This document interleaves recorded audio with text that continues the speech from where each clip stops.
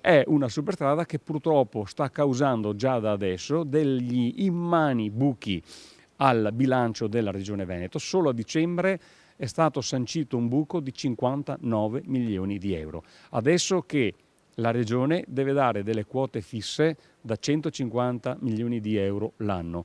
Quindi quello che ci chiediamo è: quando queste quote durante i 39 anni della Convenzione saliranno fino a 450 milioni di euro, questo è quello che prevede la Convenzione, di quanto sarà il buco sulle casse della Regione?